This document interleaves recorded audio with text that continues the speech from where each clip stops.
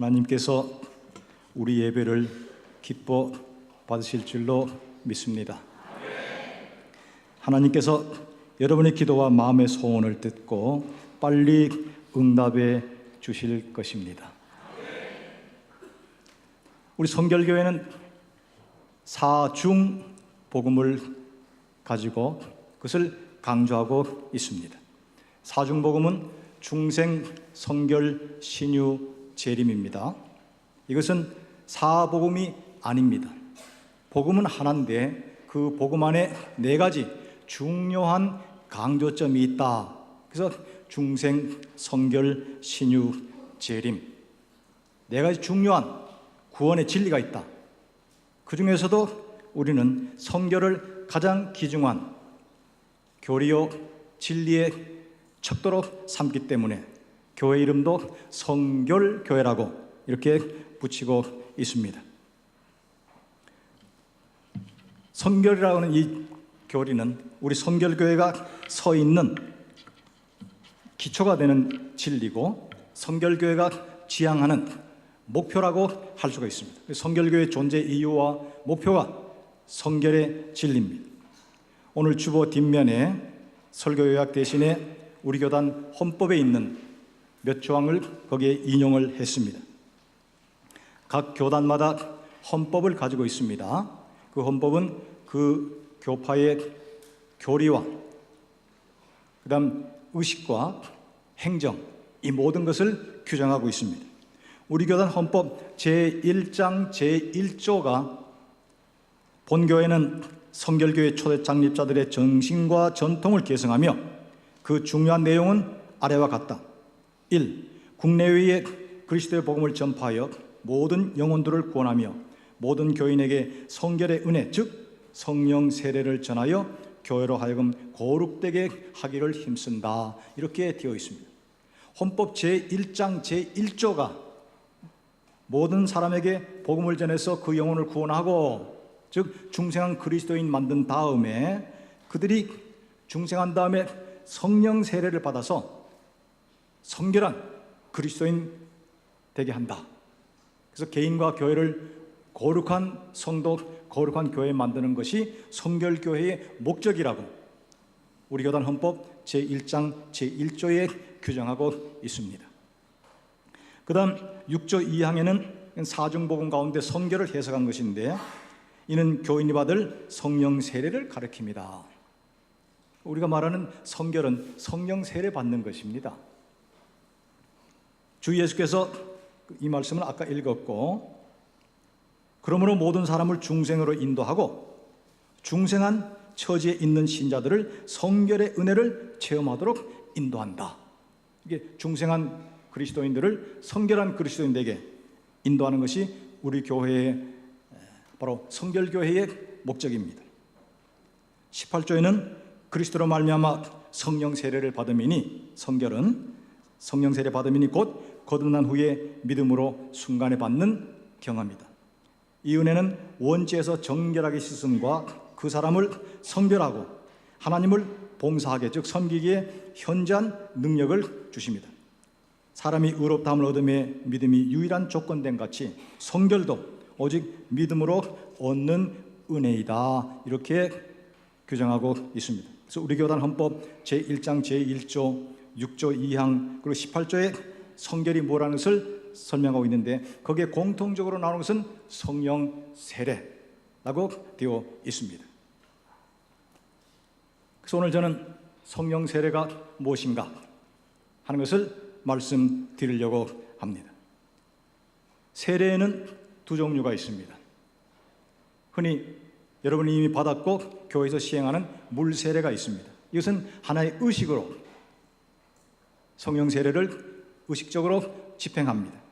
근데 물 세례는 그렇고 성령 세례는 의식으로 집행하는 것이 아니고 하나님의 은혜로 내가 믿고 기도할 때에 하나님께서 내게 개인적으로 성령님을 부어주셔서 성령 세례를 받게 하십니다.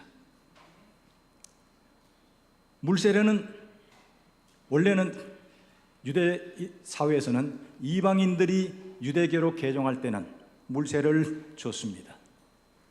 그러다가 세례 요한은 유대인들에게도 이 물세례를 주면서 회개하라고 전파를 했습니다. 그래서 요한의 물세례는 회개의 세례입니다. 아까 읽은 말씀에도 요한은 물로 세례를 베풀었으나, 그래서 요한의 세례는 물세례를 줬는데 그 세례는 회개의 세례입니다. 사도행전 2장 38절 말씀 보시면 베드로가 가로되 너희가 회개하여 예수 그리스도의 이름으로 세례를 받고 죄 사함을 받으라. 그리하면 구원을 받으리라. 이렇게 되어 있습니다. 즉 회개하고 믿으면 죄 사함을 받고 너희가 구원을 얻는다. 그것을 보증하는 표로, 그것을 확신시키는 외적인 의식으로 물세례를 행하게 되어 있습니다. 이 물세례의 의미는 로마서 6장 3절 4절에 잘 나타나 있습니다. 말씀 띄우세요. 읽겠습니다.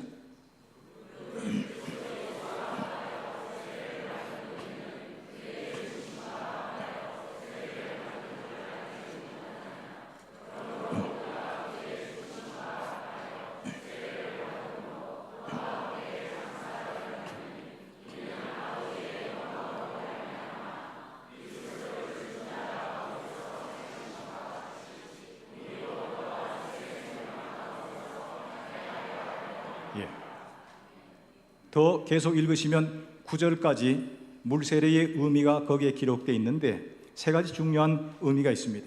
우선 물속에 담궜습니다. 그러면 씻겨집니다.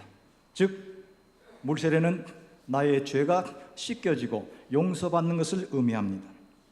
그다음 물속에 담궜기 때문에 숨을 못 쉽니다. 죽습니다. 옛사람이 죽었다 하는 것입니다. 나의 옛사람은 그리스도의 십자가에 함께 못 박혔다, 사라졌다. 계속 담궈놓는 거 하시는 거 다시 일으켜 세웁니다. 그것은 나는 새 생명으로 태어났다. 새 생명으로 났으니까 이제는 하나님의 자녀 되었다. 이것입니다. 그래서 물세례 받으면 그 사람은 죄 용서 받았고 옛 사람이 죽고 새 사람으로 태어났고 그래서 하나님의 자녀 됐다는 것을 보증하는 의식이 물세례입니다.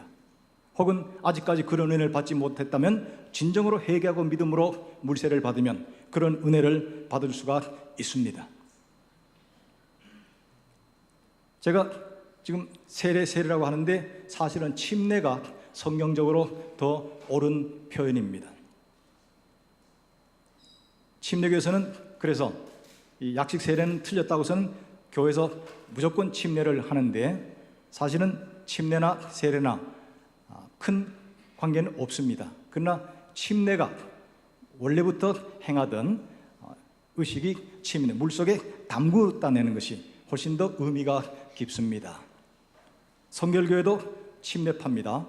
우리 교단 헌법에 침례를 원칙으로 하나 양례 즉 세례도 가하다 이렇게 되어 있습니다. 근데 성결교회에서는 제가 알기로 수정교회 조일래 목사님 교회는 침례를 준다고 하는데 다른 교회에서는 침례 주는 걸 본 적도 없고 들은 적도 없습니다. 아마 침례통이 없어서 그런 것 같습니다. 혹 앞으로 교회를 새로 지으실 때는 우리도 침례통 만듭시다 그래서 침례를 행하는 것이 훨씬 낫습니다. 왜냐하면 하나님의 보이지 않는 은혜도 우리 오감을 통해서 많이 전달됩니다.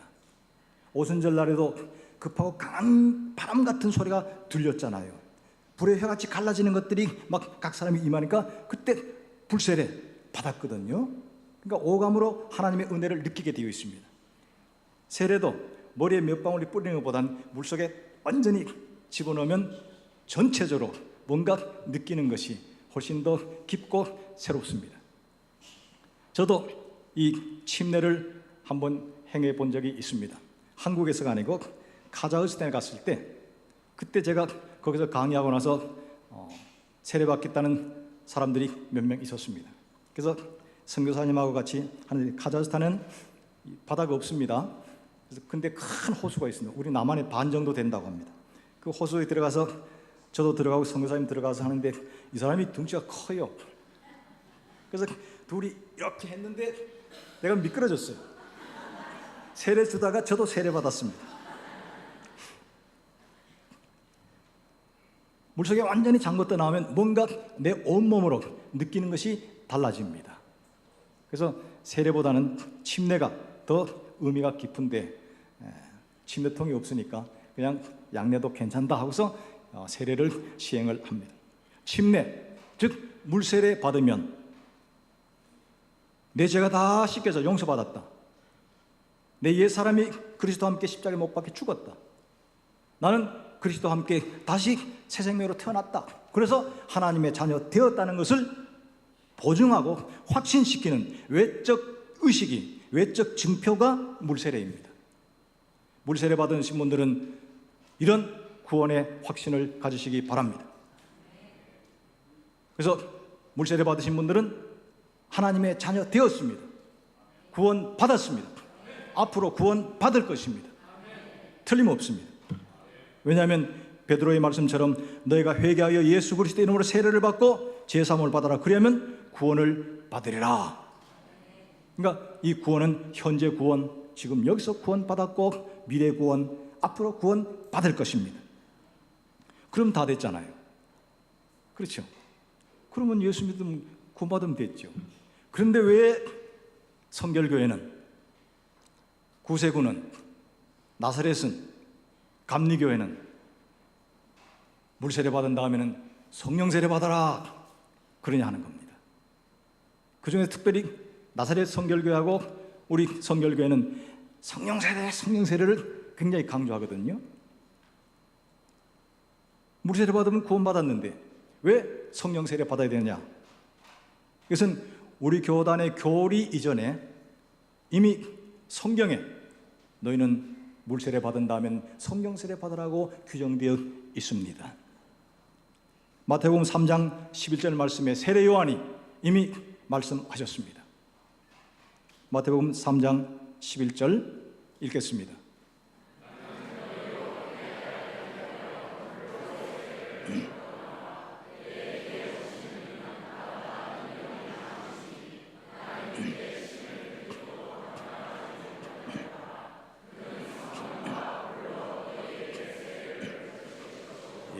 이것은 세례 요한이 예수님에 대하여 한 말씀입니다.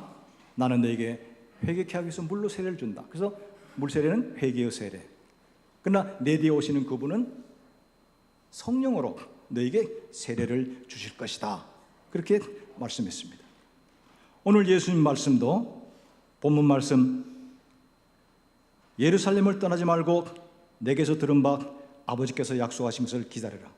요한은 물로 세례를 베풀었으나 너희는 몇 날이 못되어 성령으로 세례 받으리라. 이것은 예수님의 약속입니다. 그리고 예수님의 명령입니다. 근데 예수님이 세례 요한은 내 뒤에 오시는 분은 성령으로 세례 주신다 그랬고 그래서 기다리라고 했는데 예수님은 직접 성령 세례 안 주셨어요. 승천하시기 직전에 성령 세례 받을 기다리라 그랬거든요. 그럼 언제 성령 세례를 주셨느냐? 사도행전 2장 33절 말씀 보시면 아버지 하나님께서 예수를 하늘로 올리심에 올라가신 예수님은 아버지께로부터 성령을 받아서 너희 보고 듣는 이처럼 부어주셨느니라 이렇게 되어 있습니다. 즉 살아생전에 성령 세례 베푸지 않았던 예수님께서 부활 승천하신 다음에 아버지께로부터 성령님을 받아서 오순절 마가의 다락방에 모인 120명의 제자들 위해 성령 세례를 부어주신 겁니다. 그날 이후로 예수 믿고 거듭난 신자들은 거듭난 다음에 두 번째 은혜, 성결의 은혜, 물세례 받은 다음에는 성령 세례 받으라고 성경에 기록되어 있다고 저희는 믿고 그래서 성령 세례 받아라, 성령 세례 받아라 이렇게 강조하고 있습니다. 성경에는 보다 높은 은혜 또는 보다 깊은 은혜를 말할 때에 이렇게 2차적으로, 이중적으로 굉장히 강조하고 있습니다. 이스라엘 백성이 물을 2번 건넜습니다. 처음 홍해를 건널 때는 이제는 애굽에서 해방됐습니다. 죽음의 세계에서, 우상의 세계에서 해방돼 나왔습니다. 중생입니다. 그런데 저들이 홍해를 건넌 것을 고린도전서 10장 2절 말씀 보시면 저희가 모세를 따라서 구름과 바다 가운데서 세례를 받고 이렇게 되어 있습니다. 이스라엘 백성들도 홍해 가운데서 세례받았다는 것입니다. 그래서 한번 세례받았습니다. 그럼 다 됐는데 아닙니다. 요단강을 또 건너라고 했습니다. 그래야만 약속의 땅에 들어갈 수 있다고 했습니다. 그렇다면 첫 번째 홍해를 건넌 것이 세례라면 두 번째 요단강 건넌 것도 역시 세례입니다. 물세례는 한 번 받는 것입니다. 그렇다면 두 번째 요단강을 건넌 것은 오늘의 성령 세례를 의미한다고 해석할 수가 있습니다. 제자들 이미 예수님을 3년 동안 모시고 따라다니면서 신앙 고백 잘했습니다. 능력과 기적을 행했습니다. 전도했습니다. 그런데 예수님께서는 성령 세례 받아라. 그때까지는 떠나지 말라 그랬습니다. 전도 나가지 말라고 했습니다. 이미 제자들 중생한 그리스도인이 분명합니다. 그럼에도 불구하고 성령 세례 받기까지는 떠나지 말아라. 전도도 나가지 말아라고 말씀하고 있습니다. 사마리아에 있는 성도들, 사도행전 8장 14절 이하의 말씀 보시면 사마리아에 있는 성도들이 예수의 복음을 받아들였다는 소리를 듣고 베드로와 요한이 내려갑니다. 보니까 그들이 이미 복음을 받아들였습니다. 예수 믿는 신자가 되었습니다. 근데 아직 그들이 성령을 받지 못했어요. 그래서 베드로와 요한이 그들에게 안수함에 그들 위에 성령께서 임하셔서 오순절 같은 그런 성령께서 임하셨습니다. 처음 믿은 다음에 2차적으로 성령의 은혜를 받았습니다. 백부장 고넬료도 사도행전 10장 이하에 보시면 이방인 가운데 드물게 이미 하나님을 믿는 성도입니다. 근데 그는 아직 성령을 받지 못했습니다. 베드로가 그 집에 가서 설교를 할 때에 그들이 말씀 들을 때에 오순절과 같은 은혜의 역사가 성령 강림이 있었습니다. 고넬료도 예수 믿고 나서 2차적으로 그 다음에 성령의 은혜를 받은 것입니다. 사도 바울도 마찬가지입니다. 사도 바울 다메섹으로 가는 도중에 빛 가운데서 주님을 영접했습니다. 그 다메섹은 오늘날 시리아의 다마스커스입니다. 다마스커스로 가는 도중에 빛 가운데 주님을 만났습니다. 항복했습니다. 구주를 영접했습니다. 근데 그때 눈이 멀었습니다. 3일 동안 눈이 먼 채로 기도하고 있는 가운데 하나님께서 아나니아를 보내서 안수하게 하셨습니다. 아나니아가 가서 안수하면서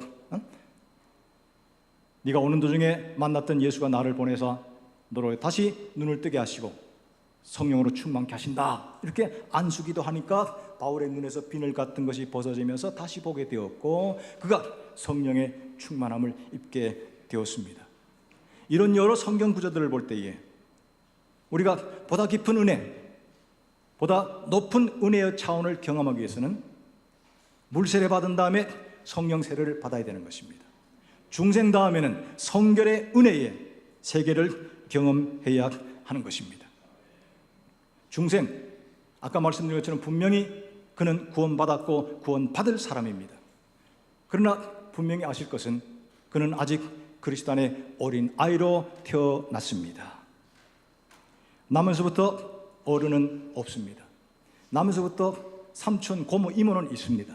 촌수가 높은 사람은 심지어 나면서부터 할아버지로 태어난 할머니로 태어난 사람도 있습니다. 그러나 나면서부터 어른은 없습니다. 영적 진리도 이와 비슷합니다. 그리스도 안에서 다시 태어났다. 그리스도 안에 어른으로 난 것이 아니고 그리스도 안에 어린 아이로 태어났습니다. 성숙한 그리스도인으로 곧장 태어난 것이 아니고 이제 시작이라는 것입니다. 그래서 고린도전서 3장 1, 2, 3, 4절 말씀 보시면 사도 바울이 고린도 교회 신자를 향해서 내가 너희를 그리스도 안에 어린 아이인 줄 알아서 밥으로 키우지 못하고 젖으로 키운다고 말씀하고 있습니다. 고린도 교회 신자들 은사 많이 받았습니다. 방언했습니다. 예언했습니다. 병 고쳤습니다. 은사가 너무 많아서 교회 안에 혼란이 일어났습니다. 그러나 영의 아버지 사도 바울의 눈으로 보니까 아직도 그리스도인의 어린 아이라고 하는 것입니다. 여기서 우리가 한 가지 알아야 될 것은 은사 받는 것과 성령 세례 받는 것은 다른 것입니다. 은사는 성령 세례와 관계없이 하나님께서 필요하실 때 주시는 것입니다. 방언 은사 같은 것은 금방 믿은 사람들이 잘 받습니다. 금방 그날적인 전도했는데 부흥회 때 방언 세례 방언 받아가지고 하는 사람들도 있습니다. 제가 여기 부목사로 일할 때에 청년들 데리고, 그때는 불광동에 저쪽 기도원이 있었습니다. 무슨 기도원이었죠? 저쪽 불광동 저 언덕에 기도원이 있었습니다. 산꼭대기에. 금요일 저녁에 청년들 데려왔는데 그날 처음 나온 청년인데 제가 같이 손잡고 막 기도하니까 이 녀석이, 죄송합니다, 이 친구가 알 수 없는 방언을 해요. 그도 놀랐고 나도 놀랐습니다. 부흥 강사님들 하신 말씀이 방언 은사는 처음 믿은 사람들이 잘 받는다고 합니다. 근데 그때 방언했던 그 청년 그 다음엔 또 방언 못 하더라고. 못 합니다. 그러니까 은사와 성령 세례는 다릅니다.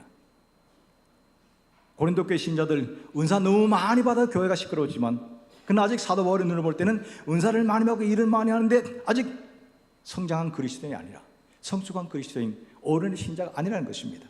즉 성결한 그리스도인 되지 못했다는 것입니다. 그런 사람들은 자라야지요. 그래서 베드로전서 2장 2절의 말씀 보시면 갓난아이 같이 순전하고 신령한 젖을 삼어요 너희가 구원에 이르도록 자라라 그랬습니다. 중생 그리스도 안에 어린 아이로 태어났습니다. 그 자리에 머물면 안 됩니다. 성장해야 합니다. 신앙도 성장합니다. 그래서 믿음에서 믿음으로 자라고, 은혜에서 은혜로 더욱더욱 자라고, 예수 그리스도의 은혜 분량이 충만할 때까지 자라라, 이렇게 성경을 말씀하고 있습니다. 그 자람의 과정을 요한일서 2장 12, 13, 14절에는 어린아이들아, 청년들아, 아비들아, 즉 어른들아 이렇게 말씀하고 있습니다. 어린아이들아, 중생한 그리스도인입니다. 그 자리에 머무는 줄 알고 성장해서 청년의 신앙의 단계로 성장하라는 것입니다. 그런 다음에는 아비들아, 즉 어른의 신앙의 단계로 성장하라 이렇게 말씀하는 그 어른의 신앙 단계가 바로 성결한 그리스도의 신앙의 단계라고 말할 수 있습니다. 그러므로 중생 그리스도의 어린 아이로 태어났기 때문에 그 자리에 머물 것이 아니라 성장해서 성결 그리스도의 어른의 신앙으로 자라야 하는 것입니다. 어린아이는 어떤 것을 딱 목표를 정하고 그 목표를 향해서 한 마음을 가지고 그리고 모든 것을 집중해서 매진하는 그런 한 마음 한 뜻, 그런 것을 할 수가 없습니다. 아이는 그저 먹고 싸고 놀고 잠 잘 자면 되는 것이지요. 그러나 그가 이제 철이 들면 인생의 어떤 목표를 정합니다. 하나의 목표를 정하고 그 목표를 향해서 한 마음을 가지고 그리고 매진합니다. 중생한 성도 어린아이이기 때문에 그는 다 된 줄 압니다. 스스로 놀라운 변화죠. 그렇죠? 마귀 새끼가 하나님 자녀이 됐으니까 온 세상이 변한 것 같고 모두가 이룬 것 같지만은 그러나 그리스도 안의 어린아이입니다. 아직까지는 하나님을 한 마음으로 온전히 사랑할 수가 없습니다. 흔들리기도 하고 좌절되기도 하고 빗나가기도 할 수가 있습니다. 그러길래 야고보 4장 8절에는 두 마음을 품은 자들아 마음을 성결케 하라고 말씀하고 있습니다. 두 마음을 품은 자들아 마음을 성결케 하라. 두 마음을 품은 사람이 성결해지면 세 마음, 네 마음 가지는 것이 아니고 한 마음 가지는 것이죠. 그 한 마음, 주님만 바라보면서 주의 뜻과 영광을 위하여 나의 삶 전체를 온전히 헌신하는 한 마음, 한 뜻, 한 정성을 말하는 것입니다. 이런 한 마음을 가지고 온전히 주님만 바라보면서 살아갈 때에 그는 그의 인격이 변화돼서 성령의 열매가 그에게 나타나게 됩니다. 인격의 변화가 옵니다. 하늘의 평안을 누리고 살아갑니다. 하늘의 기쁨과 평안이 그의 마음속에 넘치게 되고, 그리고 그는 능력이 있는 성도, 승리하는 성도의 삶을 살아가게 되고, 그래서 그의 생명은 풍성한 생명, 에너지가 충만한 생명력을 가진 신자가 될 수가 있습니다. 이렇게 어른아이에서 어른의 신앙으로 풍성한 생명력을 가지고 승리하는 성도의 삶을 살 수 있기 위해서는 성결한 그리스도인 되어야 합니다. 그러길래 성결교회는 중생한 다음에는 성결해라, 성령 세례 받아야만 된다는 것을 가르치고 있습니다. 사실 성결교회는 성결의 은혜를 받은 사람들이 굉장히 많습니다. 안수 집사님 안수식 할 때에 문답하지요. 중생의 경험과 성결의 경험이 있습니까? 묻고 안수 집사 세웁니다. 권사님들 권사 취임식 할 때에 중생의 경험과 성결의 경험이 있습니까? 묻습니다. 예 해야만 권사됩니다. 장로님들 장로 장임시 때도 중생의 경험과 성결의 경험이 있습니까? 예. 목사님들 목사 안수 받을 때도 묻습니다. 제가 교단 안수위원이기 때문에 목사 안수식에 이제 가서 안수를 하는데 총회장님이 묻습니다. 목사 후보생 전도사님들 다 앞에 놓고서 몇 가지 묻는데, 거기는 성령의 세례를 통하여 성결의 은혜를 체험하였습니까? 이렇게 묻습니다. 그러면 다들 예 하고서 씩씩하게 대답하고 그 다음에 목사 안수를 받습니다. 그래서 성결교회는 성결의 은혜를 경험했다고 고백하신 분들이 많이 있습니다. 그러니까 저보고 성결한 사람 어디 있습니까? 묻지 마시고 우리의 안수 집사님, 권사님, 장로님 그리고 목사님들을 바라보시기 바랍니다. 근데 여기서 한 가지 알 것은 성결한 사람, 즉 성결한 삶을 사는 사람과 성결의 은혜를 받은 사람은 구분해야 합니다. 중생의 은혜를 받고 거듭났지만 아직 중생한 삶을 사는 것은 시간이 걸립니다. 그렇죠?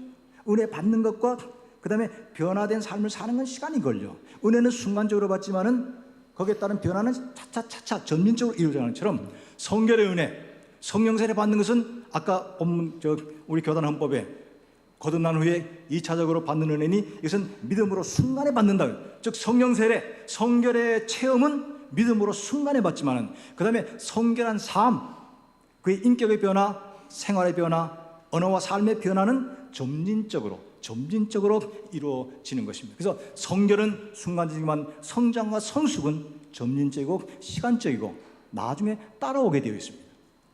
그래서 성결한 사람은 어디 있습니까 하는 것은 그 사람의 삶을 보고서 성결을 표준으로 짓는 사람인데 그것은 잘못된 기준입니다. 성결의 은혜를 받았지만 아직도 거긴 미치지 못할 수가 있습니다. 이걸 잘 구분하시기 바랍니다. 그래서 성결과 성결하는데 어떻게 성결의 은혜를 받습니까? 그러면 성령 세례 받아라는 것입니다. 그래서 우리 서울신학대학의 옛날의 교수님들은 학생들이 교수님 어떻게 성결해집니까? 물으면 이놈아 불세례 받아. 불세례 받으면 어떻게 됩니까? 이놈아 받아보면 알아. 그렇게 가르쳤다고 합니다. 사실 이 시간에도 제가 성령 하니까 뭐 그런 게 있어? 이렇게 뜬구름 잡는 것 같은 소리로 들리는 분들도 계실 것입니다. 그러나 경험하신 분들은 아하 하고서 통하는 바가 있을 것입니다.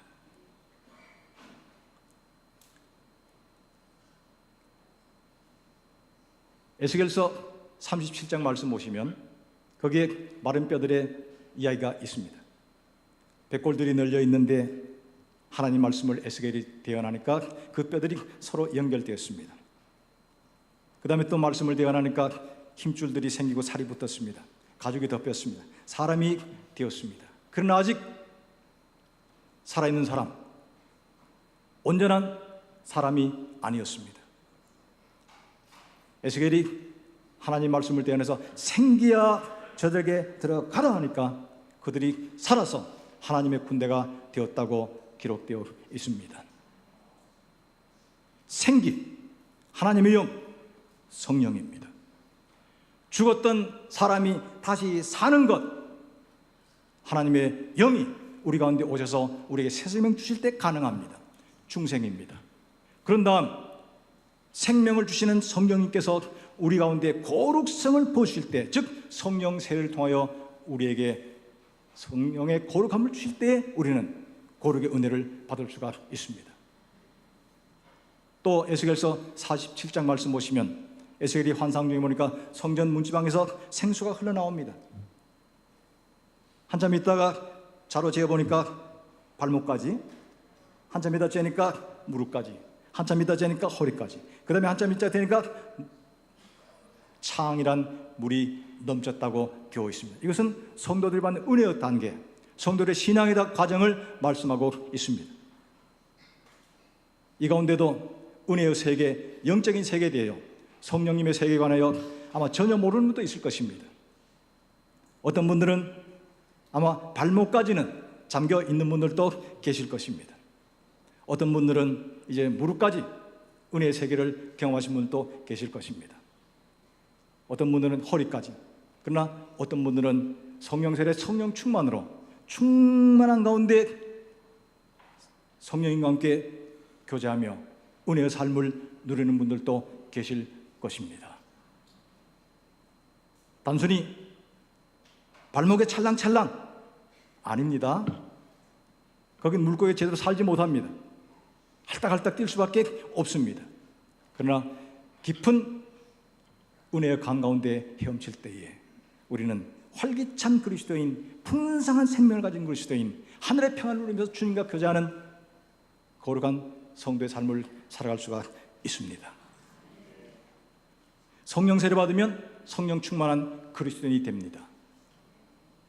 아까 읽은 사도행전 1장 4절 5절 말씀은 예수님께서 너희는 몇 날이 못 되어 성령으로 세례 받으라 그랬는데 그 몇 날이 못 되어가 바로 오순절 2장 1, 2, 3, 4절입니다.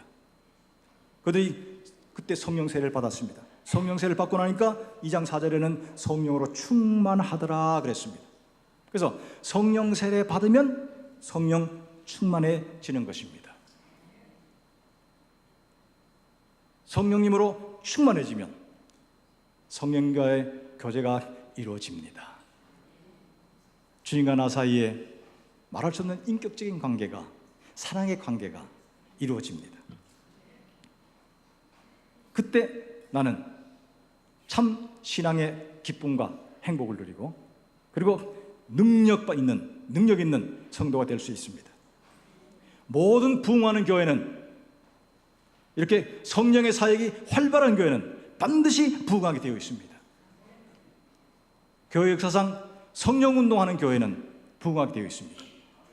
제가 조영기 목사님 간증을 잠깐 읽은 적이 있습니다. 서대문에서 목회하실 때에, 옛날엔 서대문 노타리 거기에 목회했습니다. 여의도 가기 전에. 그때 저도 우리 신학교가 아현교회 옆에 있었기 때문에 저녁 예배는 가끔씩 가봤습니다. 가봤더니 그 조영기 목사님 그때부터 설교 마치고 통성기도 시켜놓고는 막 통성기도 시켜놓고는요, 기도 끝나고 나서는 지금 성령님께서 이 가운데 이게 귀가 잘 안 들린 분이 몇 사람이 있는데 지금 성령님께서 고쳤다고 하신다, 손 들어라 하니까 몇 사람이 여기 손을 들더라고요. 제가 놀랐습니다. 근데 조영기 목사님 간증을 제가 읽었는데 서대문에서 처음 이제 목회를 시작하고 나서는 10,000명 되는 교회 되게 해달라고 기도했답니다. 주여 10,000명 되는 교회, 10,000명 되는 교회. 늘 그렇게 기도했답니다. 그랬더니 하루는 주님의 음성이 들리더랍니다. 나를 이용하려고 하지 말고 성령과 사귀라, 그런 음성이 들리더래요. 성령과 사귀라. 사귀는 것은 교제하는 거잖아요. 뭐든지 의논하고, 뭐든지 의지하고, 뭐든지 묻고 대화하고 전적으로 신뢰하는 게 사귀는 거잖아요. 그래서 그 다음부터 조영기 목사님은 설교를 할 때도 앉았다가 설교 할 때 성령님 같이 가시죠, 그렇게 하고 설교하셨다는 거예요. 신유기도 할 때도 신자들은 신유를 막 기도하자면 보내는 성령님 이 시간 일해 주세요. 나를 통해서 일해 주세요. 본인이 기도한 것이 성령님 이렇게 해서 모든 것을 성령님 했답니다. 그랬더니 그때부터 기적이 나타나고 그때부터 교회가 부흥하더라는 것입니다. 지금은 세계에서 제일 큰 교회를 이루었습니다. 부흥하는 교회는 성령의 사역이 왕성한 교회입니다. 능력 있고 뜨겁게 열심히 있는 성도는 성령의 경험이 확실한 성도입니다. 근데 이런 성령의 경험, 성령 세례, 성령 충만한 그리스도인은 특별한 신자만 받는 것이 아닙니다. 안수 집사, 권사, 장로, 목사만 또는 모태신앙 오래 믿는 사람 아닙니다. 사도행전 2장 16절에서 18절 말씀 읽겠습니다.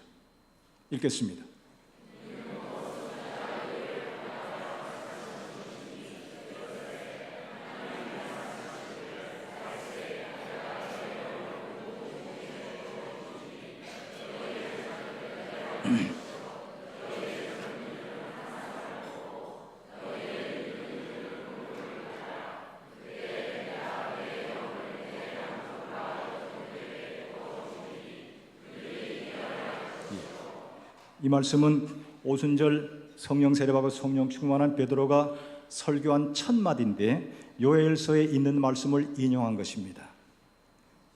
요엘서 2장에 있는 말씀인데 지금 보시면 말세에 내가 내 영을 만민에게 부어주리니 안수 집사님에게, 권사님에게만, 장로님에게만, 목사에게만, 교회 열심히 기도하고 충성하는 신자들에게만 아닙니다. 말세에 내가 내 영을 만민에게, 모든 사람에게 부어준다고 했습니다. 그냥 조금씩 부어준다고 했습니다. 쏟아 부어준다고 했습니다.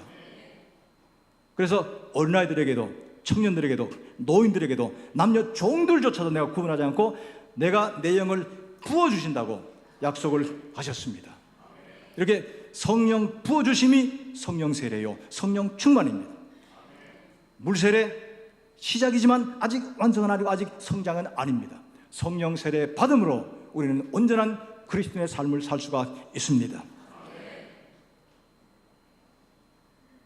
성령 세례를 통하여 성령 충만한 그리스도인 되시기 바랍니다. 그런 신자가 성결교회가 말하는 성결한 신자입니다. 남북 성결교회 성도 여러분, 성결한 그리스도인 되시기 바랍니다.